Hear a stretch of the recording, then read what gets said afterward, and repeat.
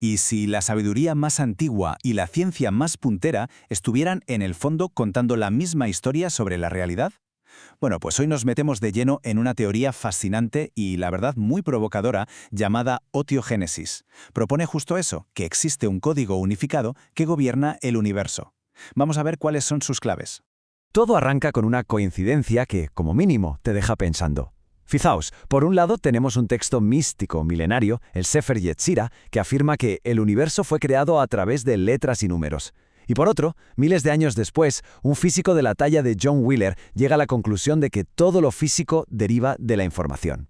Entonces, la pregunta es inevitable. ¿Cómo es posible que llegaran a la misma idea radical desde puntos de partida tan opuestos? Que la realidad en su nivel más profundo es código. Para desentrañar esta teoría, vamos a seguir una hoja de ruta muy clara.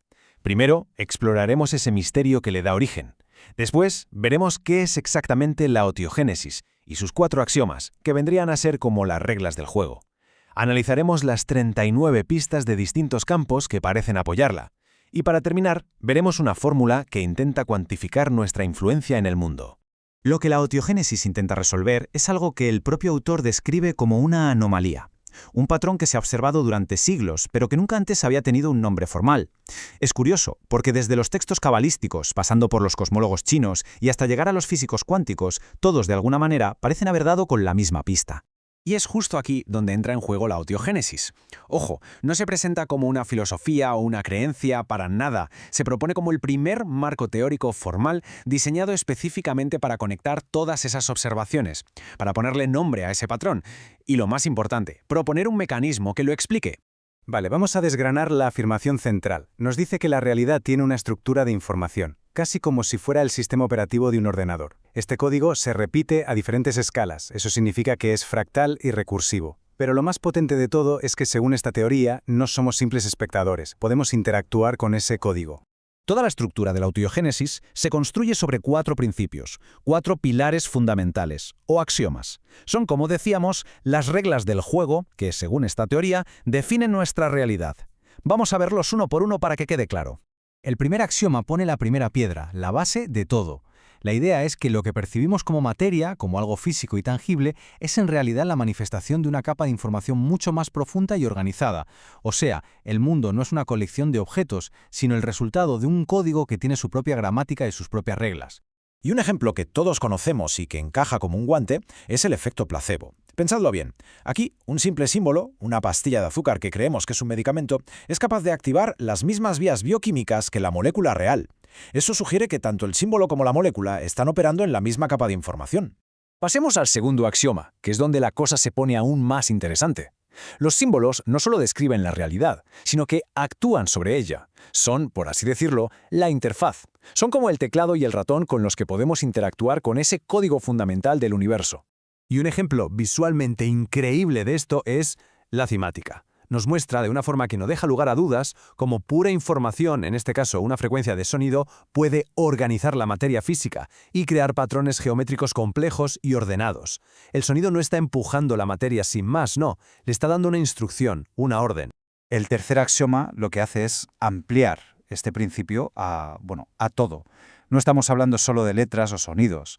Todo lo que podemos percibir, la luz, los colores, las formas, las proporciones, son en realidad lenguajes distintos que se comunican con el mismo sistema operativo. Son canales diferentes para modular esa misma capa de información. Pensemos, por ejemplo, en la proporción áurea. Es solo un número, una instrucción matemática muy simple. Sin embargo, la vemos manifestarse como un algoritmo de crecimiento súper eficiente en escalas que no tienen nada que ver entre sí, en la doble hélice del ADN, en la forma de las galaxias, en cómo se ramifican nuestras neuronas. Es como si el universo hubiera encontrado la solución más elegante al problema de crecer, y esa solución es código.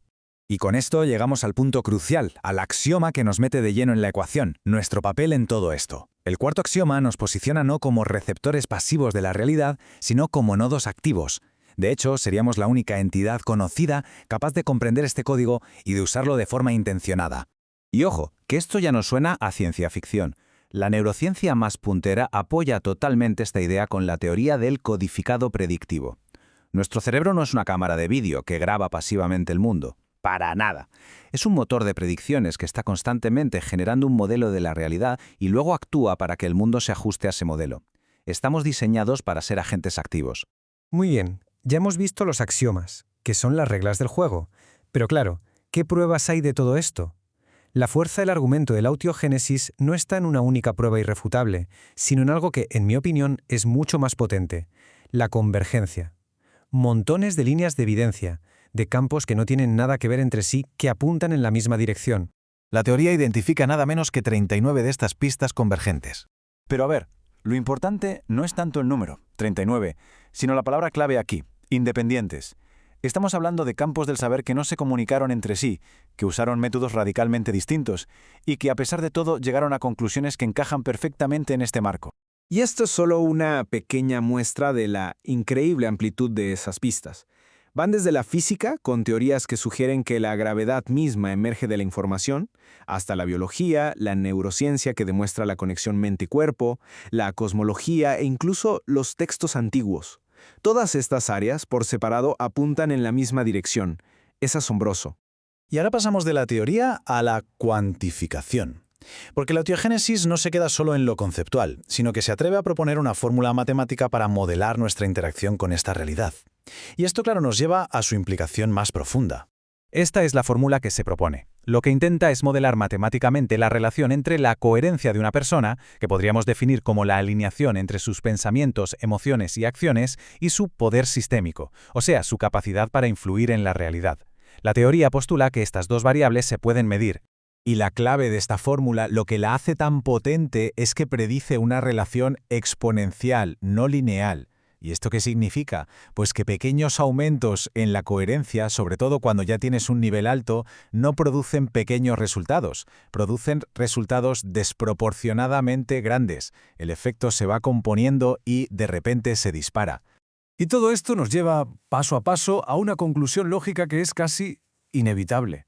Si la realidad se comporta como un código, si sus reglas parecen diseñadas con una precisión asombrosa, y si nuestra propia observación ayuda a crearla, bueno, la inferencia lógica es que todo código tiene que tener un programador, una fuente. Y esta es la pregunta del millón, la gran implicación final que la teoría deja sobre la mesa. No afirma tener la respuesta, pero sí argumenta que la evidencia nos obliga, como mínimo, a plantearnos la pregunta. Una pregunta que la ciencia tradicionalmente ha evitado, pero que aquí surge como una conclusión lógica de todo lo que hemos visto. Y terminamos con una última idea para darle vueltas. Si este marco teórico es correcto, y si la coherencia es una habilidad que se puede entrenar como cualquier otra, se abre una posibilidad realmente asombrosa, la de poder, quizá algún día, cuantificar e incluso predecir la capacidad de una persona para influir en el mismísimo tejido de la realidad. Una idea que difumina por completo las fronteras entre la ciencia, la espiritualidad y nuestro propio potencial.